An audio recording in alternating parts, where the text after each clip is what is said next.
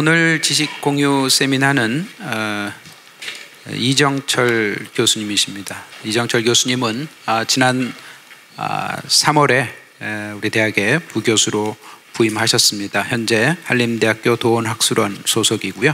사학 전공 겸직하고 계십니다. 이정철 교수님은 한양대학교에서 문화인류학과 그리고 고고미술 전공으로 박사학위를 받으셨고요. 오랫동안 한양대학교 박물관의 연구교수로 재직하셨습니다. 현재 춘천지역 구석기 유적의 유물출토 맥락과 실연대라는 과제로 연구를 수행하고 있습니다. 오늘은 인류 역사의 시작, 지구사의 맥락에서 본 구석기 시대라는 제목으로 강연을 해 주시겠습니다. 박수로 맞이해 주시기 바랍니다.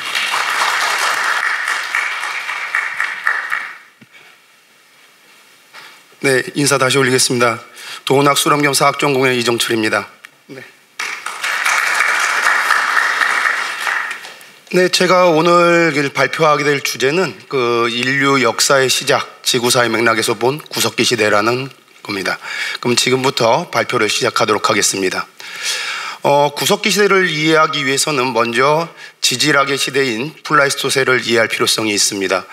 구석기 시대는 약 300만 년 전부터 아프리카에서 최초의 석기가 등장한 이래 12,000년까지 유지가 됐고, 인류 역사 중에서 약 99.6%를 차지하는 가장 긴 역사의 기간입니다.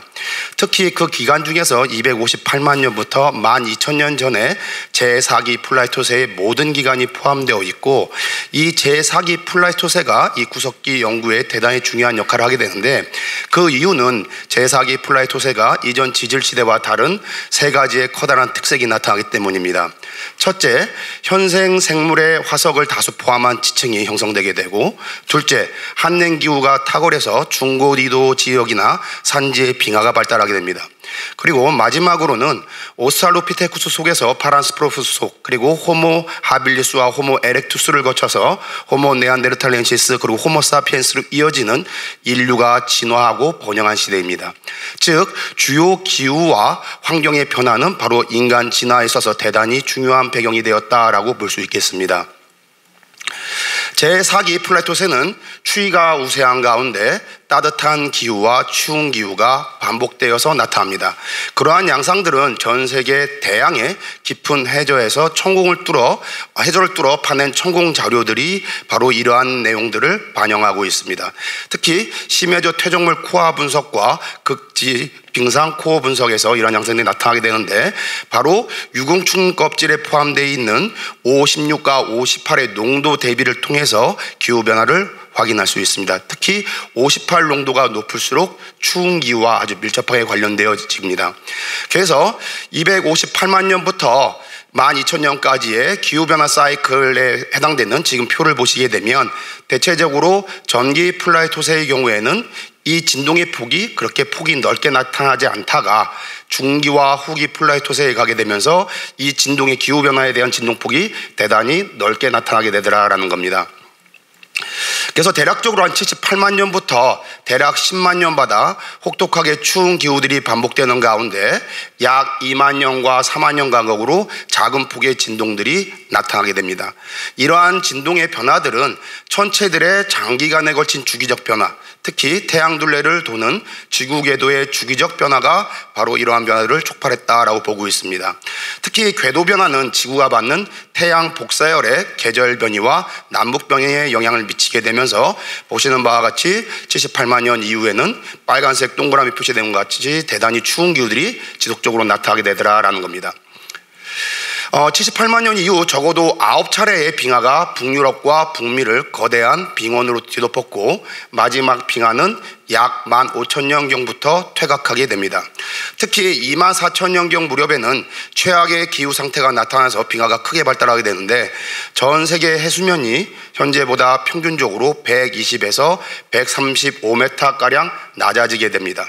이 시기를 라스트 글라시얼 맥시멈 LGM으로 부르고 있고, 동북아 지역에서도 이 LGM 기간 동안은 지금의 서해가 육지화되어 있고, 그리고 일본과도 대마도를 거쳐서 연육되어 있었다라고 보고 있습니다. 그리고 지금 우리가 알고 있는 동해는 동호라고 불려지는 호수처럼 됐을 것이다 라고 추정하고 있습니다. 이러한 간빙기와 빙기의 반복에 따른 기후 변화는 인간을 포함한 동물과 식물들을 원래 살았던 곳에서부터 다른 곳으로 옮기도록 하였으며, 특히 생존을 위한 적응을 요구하게 되었을 겁니다. 이러한 과정에서 인류 역시 진화를 통해서 점진적으로 환경에 적응해나갔고, 또한 도구가 발달하게 되면서 구석기 문화가 꽃을 피우게 됐다라고 얘기 드릴 수 있겠습니다. 그럼 지금부터 본격적으로 구석기 시대에 대해서 살펴보도록 하겠습니다. 구석기 시대는 아프리카와 유럽 중심의 연구들이 이루어지고 있습니다. 일반적으로 이 지역에서의 시기 구분은 정기와 중기, 후기로 구분되고 있고, 이러한 구분의 기준에는 석기의 기술적인 발전, 그리고 고인류의 종을 토대로 구분되고 있습니다. 이 편년의 체계는 각 지역의 문화 진화 양상에 따라 달라지거나 또는 문화의 명칭을 달리하고 있습니다. 특히 지질학적인 구분, 그리고 기후와 연관된 퇴적학적인 주기, 그리고 절대연대, 그리고 석기 양상의 차이를 바탕으로 이러한 편년의 체계들이 각 지역에서 다르게 나타나고 있습니다. 우리나라 구석기의 경우에는 과거 국사교과서에 70만 년 전부터 구석기 시대가 시작되었을 것이다 라고 기술되어 있었지만, 현재 고고학적 성과로 보면 30만 년 전 정도에 불과하고 있다라고 얘기 드릴 수 있겠습니다. 물론 향후 조사 성과에 따라서 이러한 연대는 상향될 수 있을 것으로 보고 있고, 특히 우리 대학에 속해 있는 강원도 지역에서 이러한 이른 시기의 유적이 확인될 가능성이 대단히 높다고 연구자들은 지금 의견들을 제시하고 있는 상황입니다. 우리나라 구석기는 아프리카와 유럽에서 확인되는 중기 구석기 제작 기술이 부재함에 따라서 우리나라에는 중기 구석기 시대가 존재하지 않는다 또는 존재한다라는 다양한 의견들이 존재하고 있고, 현재 연구에 의하면 이른 구석기 시대와 늦은 구석기 시대로 양분해서 보는 견해들이 좀 더 지지를 받고 있는 상황입니다. 그러면 세부적으로 각 시대별로 구석기 시대의 양상들을 좀 보도록 하겠습니다. 먼저 전기 구석기 시대입니다. 오스트랄로피테쿠스 속, 그리고 파란스로푸스 속 그들이 있는 호모 하빌리스와 호모 에렉투스의 시기가 바로 전기 구석기 시대입니다. 전기 구석기 시대는 아프리카와 유럽의 연구를 통해서 300만 년 전에서부터 30만 년 전으로 구분되어 있고, 아프리카 탄자니아의 올도바이고지 유적 최하층에서 출토된 석기, 그리고 케냐 은야양가 유적 출토 석기가 가장 이른 단계의 석기로 보고 있습니다. 이 단계의 석기들은 돌과 돌을 직접 부딪혀서 날을 형성하는 대단히 간단한 석기 제작 기법을 가지게 되며, 이러한 석기 제작 기법을 올도한 공작이라고 얘기하고 있습니다. 그림에서 보시는 바와 같이 이러한 자갈돌의 일부 부분만을 돌로 때려내서 날을 만드는 석기로서 여기 계신 선생님들도 얼마든지 만들 수 있는 석기라고 보시면 될 것 같습니다. 이후 올도한 공작에 의해서 이제 아슐리안 공작이라는 게 등장하게 됩니다. 아프리카와 유럽에서 양문으로 가공한 주목도끼와 가로날 도끼가 출토되게 되었는데, 특히 주목된 프랑스의 생아슐 유적의 명칭을 붙여서 명명되었습니다.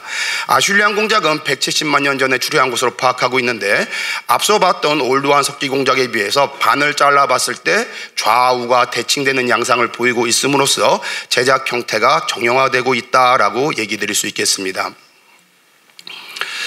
중기 구석기 시대는, 이를 잇는 이제 중기 구석기 시대는 바로 이제 네안데르탈인의 시대입니다. 대략적으로 유럽에서는 한 30만 년 전에서 4만 년 전까지로 이제 포괄하고 있고, 이 시기가 되면 석기 제작 기술이 획기적으로 발달되고 있습니다. 특히 가운데 그림이 특히 가운데 그림에 있는 거북등 모양으로 돌을 다듬어서 돌 조각을 떼어낸 후에 이를 가공해서 삼각형의 찌르개를 제작하는 르발루아 기법이라는 석기 제작 기법이 등장하게 되는데, 이러한 석기 제작 기법은 고도의 사전 기획 작업이 필요한 것으로서 이전의 전기 구석기 시대의 올도한 공작, 그리고 아슐리안 공작보다는 더욱더 발달된 석기 제작 기법이다라고 얘기 드릴 수 있겠습니다. 프랑스의 르 무스티에 유적에서 관련 기법이 알려지게 되면서 이러한 중기 구석기 시대의 석기 제작 기법과 석기 양상들을 무스테리안 공작으로 불려지고 있습니다. 마지막으로는 바로 호모 사피엔스의 시대인 바로 후기 구석기 시대입니다. 후기 구석기 시대는 4만 년부터 12,000년까지의 시기로서, 이 시기가 되면 돌날과 좀돌날이라는 석기가 제작되는 것이 핵심적이다라고 얘기할 수 있겠습니다. 돌날은 4만 년 전후 이후에 등장하게 되고 좀돌날은 2만 5천 년 이후에 등장하게 되는데, 대체적으로 돌날과 좀돌날은 크기의 사이즈의 차이가 있을 뿐 양옆이 평행하고 날카로운 날을 지니게 되는 부분에서는 동일한 양상을 보여주고 있습니다. 돌날은 대체적으로 창으로 활용할 수 있는 찌르개를 만드는 데 활용이 되었고, 좀돌날은 나무에 결합해서 쓰는 결합도구로 주로 활용되게 됩니다. 대체적으로 후기 구석기 시대에 들어가게 되면 세계 대부분 지역에서 대단히 양질의 돌감 선택이 이루어지게 되고 작고 기능이 분화된 석기가 특징적으로 나타나게 됩니다. 또한 이 시기가 되면 예술 혹은 의뢰의 흔적들이 발견되게 되는데, 특히 유럽에서는 비너스상이 출현하게 됩니다. 위의 그림을 보시게 되면 바로 돌날 제작과 관련된 모습입니다. 이러한 큰 돌에서 돌 조각들을 떼어내는데, 길쭉길쭉한 돌 조각을 떼어나고 이 돌 조각을 가공해서 보시는 바와 같이 창으로 활용할 수 있는 찌르개들을 주로 제작하게 됩니다. 이러한 배경은 바로 후기 구석기 시대의 수렵하고 아주 밀접하게 관련되어 있다라고 얘기 드릴 수 있겠습니다. 한편 2만 5천 년 이후에 등장하게 되는 좀돌날의 경우에는 보시는 바와 같이 아주 작은 돌에서부터 작은 돌 조각을 떼어내서 보시는 바와 같이 나무에 이런 돌 조각들을 결합해서 쓰는 결합도구의 양상으로 발전해 나아가게 됩니다. 이러한 좀돌날 기법 관련된 석기들은 구석기 시대를 잇는 신석기 시대까지 쭉 이어지게 됩니다. 한편 유럽에서는 보시는 바와 같이 여러 가지 예술 그리고 의뢰와 관련된 그 양상들이 확인되고 있습니다. 메모드의 상아뼈를 다듬어서 만든 비너스의 머리, 그리고 잘 알려져 있는 빌렌드로프의 비너스, 그리고 부조되어 있는 이런 비너스 조각들이 나타나고 있고, 그 다음에 동굴벽화에서는 스텐실 기법을 활용한 이런 손벽화, 그리고 물소, 말, 사슴 등의 동굴벽화들이 나타나게 됩니다.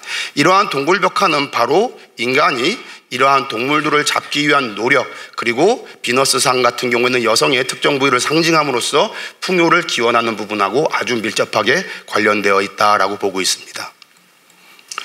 그럼 구석기 연구의 흐름에 대해서 좀 살펴보도록 하겠습니다. 구석기 연구는 각 대륙, 각 국가 내 연구가 대단히 활발하게 이루어지고 있습니다. 그 이유는 국가 역사 정체성 확보를 위해서 고인류 구석기에 대한 연구가 병행되고 있는 양상이고, 특히 중국의 경우에는 다지역 기원성과 맞물려서 구석기 연구를 국가기관에서 중점적으로 진행하고 있습니다. 이런 데에 비해서 우리나라의 연구는 대단히 제한적이고 한계가 많은 상황입니다. 구석기 유물의 출토 맥락을 밝히기 위한 학자간 연구들은 대단히 활발하게 이루어지고 있고, 특히 인간과 환경과의 관계를 밝히기 위한 연구들이 집중적으로 진행되고 있습니다. 그 과정에서 지질학, 지형학을 중심으로 인류학, 동식물학, 고고과학, 디지털 분야와의 융합들이 활발하게 진행되고 있으며 저 역시 이와 같은 연구를 진행하고 있습니다. 고인류가 남긴 자료 중에서 잔존하는 것은 대부분이 석기입니다. 원래 구석기 시대 사람들이 살았을 당시에 사용하는 도구로 쓰는 나무, 동물의 뼈 이런 것들도 사용하겠지만 실제적으로 오랜 시간을 거치면서 현재까지 남겨지게 된 것들은 석기뿐이기 때문입니다. 그래서 석기 연구가 대단히 일반적이고, 이런 석기 연구에 대한 부분들을 보게 되면 돌감, 그리고 석기의 제작 방법과 기능, 그리고 기법과 석기의 발생 및 전개에 따른 개통성 연구, 그리고 지역에 따른 특이성 연구들이 주로 이루어지고 있습니다. 이를 위해서 석기 연구를 위해서는 사진 촬영하고 도면 작성이 기본적으로 진행되고 있고, 최근에는 디지털 분야와의 융합으로 석기에 대한 3D 작업, 석기 제작과 관련된 고인류의 인지과정 복원을 위한 AI 분야와의 접목들이 활발하게 시도되고 있는 상황입니다. 그 양상들을 그림을 통해서 보다 자세하게 설명드리자면, 지금 이제 파주 운정지구에서 조사된 구석기 유적의 모습입니다. 이런 구석기 유적의 퇴적 단면들을 기준으로 해서 보시는 바와 같이 지질학자 그리고 식물학자들과 함께 토층에 대한 시료들을 채취하게 됩니다. 이러한 시료들에 대한 분석들을 진행하게 되는데, 보시는 바와 같이 토양 입도 분석을 하게 되면 이 퇴적물이 쌓이던 당시의 환경 자체를 복원할 수 있는 자료들을 확보하게 됩니다. 아울러 퇴적 단면에서 절대연대라고 불려지고 있는 방사선 탄소 연대라든지, 그 다음에 광역의 루미네센스 연대 측정들을 통해서 유적들의 연대에 좀 더 가까이 다가갈 수 있는 근거들을 마련하게 됩니다. 물론 이러한 자연과학 절대 연대들의 경우에는 그 내용들이 받아들일 수 있는 것도 있고, 당연히 받아들여지기 어려운 절대운대도 나오기 때문에 이러한 유적에 대한 퇴적 맥락들을 잘 이해하는 것이 바로 구석기 연구자들에게 크게 요구되고 있는 상황입니다. 한편 구석기 유적은 앞에 살펴본 야외 유적과 함께 동굴에서도 유적들이 확인되고 있습니다. 그래서 보시는 바와 같이 사람의 뼈, 그리고 동물들의 뼈들이 동굴 유적에서 다수 확인되고 있고, 이런 뼈에서 시료를 채취해서 콜라겐을 추출한 다음에 이에 대한 안정동위 원소를 파악하게 되면 보시는 바와 같이 구석기 시대 때의 생태계를 복원할 수 있는 자료들을 만들게 됩니다.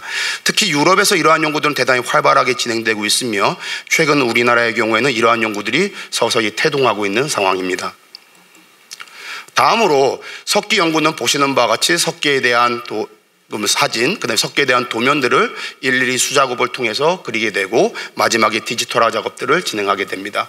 그 이유는 아무리 기술이 발달함에도 불구하고 이 석기를 그릴 수 있는 기술이 아직 발달되어지지 못하기 때문에 아직까지 대단히 아날로그적인 부분들이 진행되고 있지만, 지금 이제 3D라든지 이런 기술들이 발달하고 있어서 몇 년 이내에 이런 부분들이 좀 극복되지 않을까라고 생각하고 있습니다. 그래서 보시는 바와 같이 이제 3D 스캐너를 이용해서 석기들에 대한 이런 스캔 작업들이 이루어지게 되고, 그 다음에 이 3D 스캔을 통해서 얻어진 데이터들을 통해서 이런 픽셀들을 석기의 가공 부위에 대한 픽셀 부분들을 이제 색깔을 좀 달리하는 작업들을 통해서 유적 간의 석기 제작이 어떻게 이루어졌는지, 또는 인간이 이 석기를 만들 때 어떠한 사고를 바탕으로 돌을 떼어 나갔는지를 추정해 볼 수 있는 연구들도 최근에 많이 진행되고 있는 상황입니다. 이러한 연구 베이스에서 제가 현재 진행하고 있는 연구 및 향후 연구 계획을 말씀드리면서 얘기를 마치고자 하겠습니다. 우리나라 구석기 유적들은 현재까지 400개소 이상이 발굴되고 있고, 현재에도 여러 지역에서 구석기 유적들이 조사되고 있습니다. 즉 이 얘기인즉슨 구석기 자료는 지속적으로 축적되고 있는 상황이고, 이와 함께 자연과학 분석법이 발전하고 있으며 또한 신기술들이 등장하고 있습니다. 이런 거를 어떻게 보면 믹스시켜서 제 연구들을 진행하고자 하고 있으며, 먼저 석기 및 유적 내 유물 출토 맥락을 연구하기 위해서 강원 지역을 포함한 중북 권역의 조사 자료들을 대상으로 지금 연구를 진행하고 있는 상황입니다. 그리고 3D 스캐너를 이용한 석기 제작 행위 연구를 위해서 장비 지원 기관을 확보했고 현재 연구를 준비 중에 있습니다. 아울러 지형지질학, 동생물학, 그리고 고고과학, 인류학 분야와의 융합 연구를 구축하면서 구석기 시대 고환경 및 생태계에 대한 연구를 진행하고자 합니다. 이를 위해서 현재 공동 연구자를 확정했고 시료들을 모두 확보해 놓은 상태입니다. 따라서 향후 과제 신청을 통해서 연구를 진행할 계획이 있습니다. 마지막으로 이제 동북아시아 구석기에 대한 비교 연구들을 좀 진행하고자 합니다. 이를 위해서는 중국, 일본 측 공동 연구자를 현재 섭외 중에 있고, 공동 연구자 섭외가 끝나고 그 다음에 과제에 대한 신청들이 다 마무리가 된다면 본격적으로 연구를 진행함으로써 우리나라 구석기의 양상을 좀 더 명확하게 파악할 수 있지 않을까라고 보고 있습니다. 그래서 보시는 바와 같이 구석기 연구는 앞서 살펴본 바와 같이 지질학이라든지 그 다음에 어떻게 보면 되게 지구사하고 큰 맥락들을 같이 따라가고 있다라고 얘기 드릴 수 있겠고, 또한 인류 역사에 대단히 오랜 기간을 점유하고 있었던 것만큼 이 자연과학과의 협업들이 대단히 활발하게 이루어지고 있는 분야라고 할 수 있겠습니다.